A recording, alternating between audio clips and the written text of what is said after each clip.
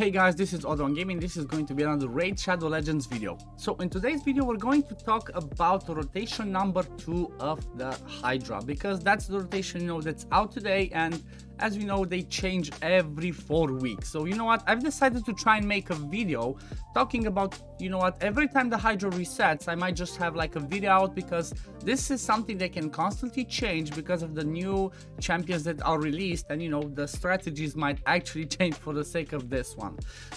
So when it comes to the second rotation of Hydra, we actually care, especially when you're talking about focusing the lower difficulties, which are normal and hard. You kind of care about the starting rotation. Let me move myself a little bit to the side.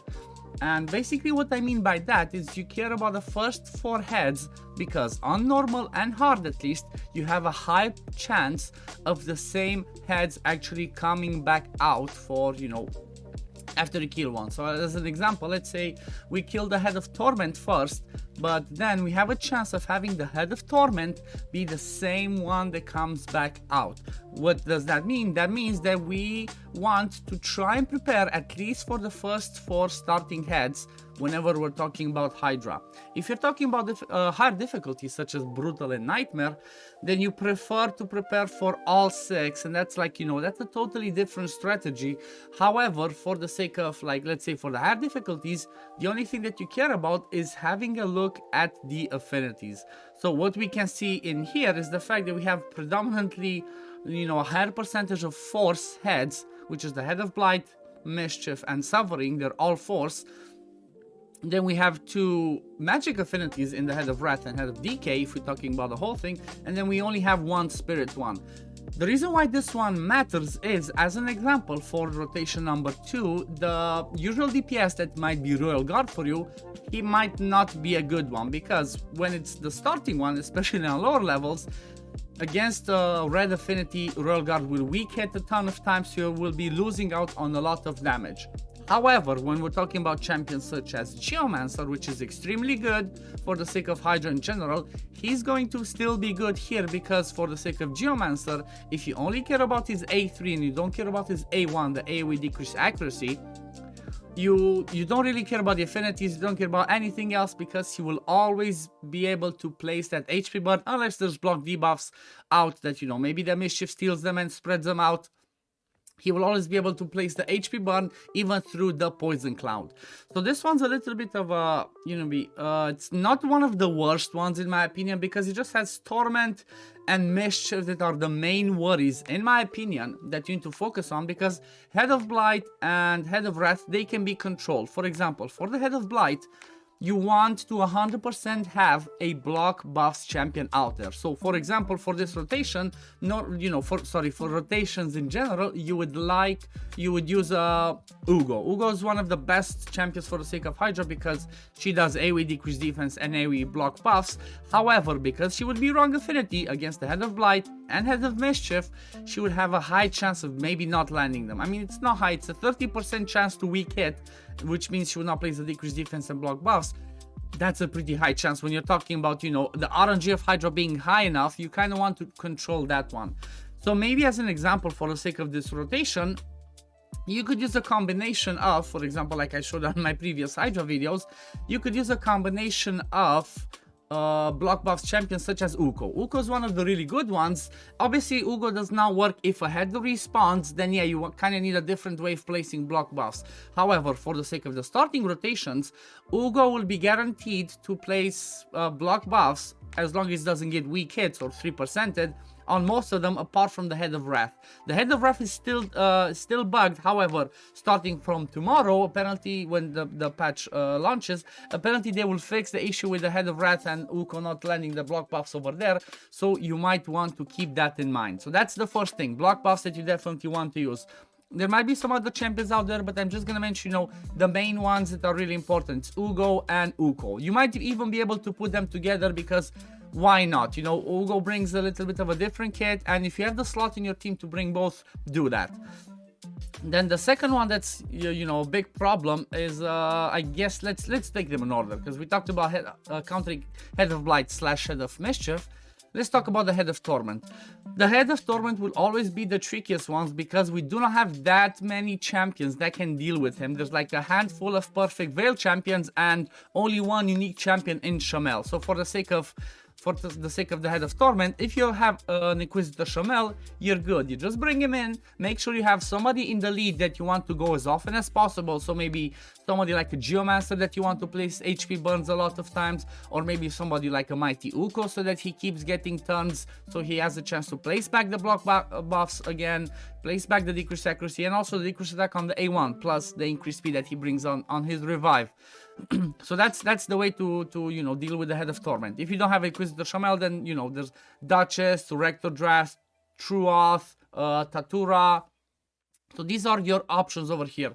You don't really care that much when it comes to the Head of Torment for the sake of the what's it called, the affinity, because you know you just want to counter it by placing buffs on yourself or having Inquisitor Shamel, not as much as, you know, placing debuffs on him. Yeah, you still want to place the block buff so you don't have you know, Head of Blight placing the Poison Cloud, but that might not be a bad thing if you're relying on an Inquisitor Shamel strategy, because the longer the Head of Torment is around, the better, because Inquisitor Shamel is going to keep boosting the turn meter of the lead as long as Head of Torment is there. So that might be the tactic that you're going, you know. Sometimes I show tactics of fighting the Head of Torment and just putting, you know, maybe an Inquisitor Shamel in a toxic set where you fill up the debuff bar, which is 10 debuffs for the Head of Torment, and by only having those toxic sets, you're not going to do as much damage as you would do if you had decreased defense and weaken on that head as well, and then you keep slamming. You want decreased defense and weaken on the other ones if you can have it, but just don't focus this one. So if you have a Geo as well, do not focus putting the HP bar on Head of Torment if you have a Shamel. If you don't have Shamel, maybe yeah, you do want to kill him, so you get, you know, you get him out of rotation, then he comes back, you focus him again, and so on. Now, if we're talking about the Head of Mischief, he's one that's the most annoying. So unless you're 100% sure that you're gonna be able to keep that block buffs out there for most of the time, I would suggest you bring a mischief tank, mischief target. The way you do that is obviously you have one champion that's gonna have the most buffs always, if you can do that. Because that's going to be the one that Head of Mischief will always target, and that one you want to have high enough resistance to resist the buff steal. If you don't know what amount of accuracy resist you need, just come into Hell Hades' website. This is the one that I'm showing. Go to like Raid Shadow Legends here, go to the stages tool down here, and it's going to take you to this page. It says encounter, go to Hydra Rotation number 2, and then select the difficulty that you will be fighting. So for example, for the sake of hard, what you need around 415 resist to resist the Head of Mischief. Obviously you can still be 3%, but this is like the amount that you're looking for, you know, so it's like 415. If you have somebody that you're gonna run in the lead with resistance lead and you're using a Shamel, then you might need to lower it. However, I would not suggest using a resist lead if you're using a Shamel comp. If you're using a different comp with perfect Veil, then yeah, you can have somebody that brings you that resist lead in the lead spot, because it's gonna boost everybody's resistance and it's gonna be so much better. So that's the way to do it. Some good examples for the head, for the sake of mischief targets, are somebody like a Bivold if you don't bring somebody that does AoE strengthen, a Coronar, a Scholar Vargal, that's for the sake of manualing, Oboro, Jizzo. I've showed some videos on my channel that Jizzo can do that role. So you know, there's definitely several roles that you can try and counter this one. Then when we're talking about the Head of Wrath, well, for the sake of Head of Wrath, we kind of want the same thing as one for the Head of Blight and Mischief, and that's a block buffs out there, because you kind of want to stop him from getting that increased attack. If he gets that increased attack and then he gets his vengeance counter after you hit him 15 times, he can smack really hard. So if you have a block buffs to counter him and you have an a decreased attack, Head of Wrath is basically non-existent.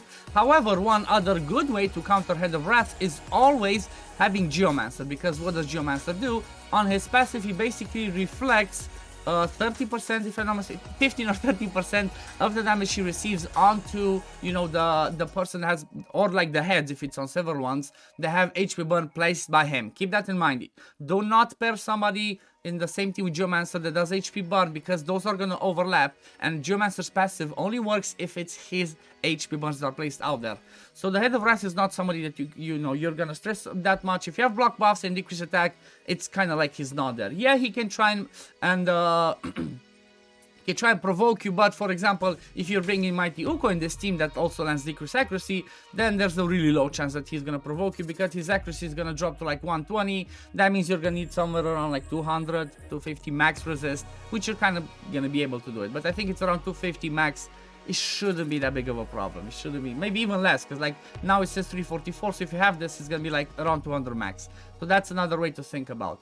If you have the other ones, like if you're gonna fight the hard difficulties like I mentioned, the head of DK being magic affinity might be a little bit of a problem if you're trying to use Jizzo for the sake of the provoke. Because Jizzo's wrong affinity, he might not be able to land that provoke. However, if you want to use somebody like a Bivold, you don't really care about affinity because Bivold can land that provoke even on weak hits. But you know, there's definitely plenty of options out there. Like I said, Coronars, Color Vargals. Again, if you use a provoker that places it, then you're good to go. You don't have to worry about it.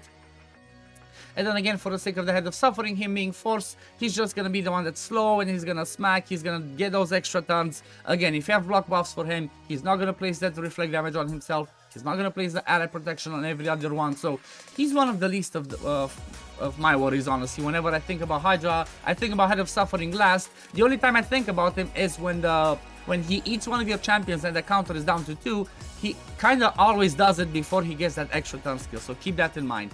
And then, like I said, for the sake of DPS champions, you can just use Geomancer, you can use Husk in here. Husk is going to be a good one. Akrisi, obviously, if you have her, because Akrisi is a beast. Then, if you're not going to use Geomancer, you can use people like Tunisia. Tunisia is one of the few HP burners that can place HP burn even through the Poison Cloud. I'm not sure how and why, but she's one that you want to keep in mind. But yeah, for the sake of max HP, it's definitely Husk. This is rotation specifically for Husk.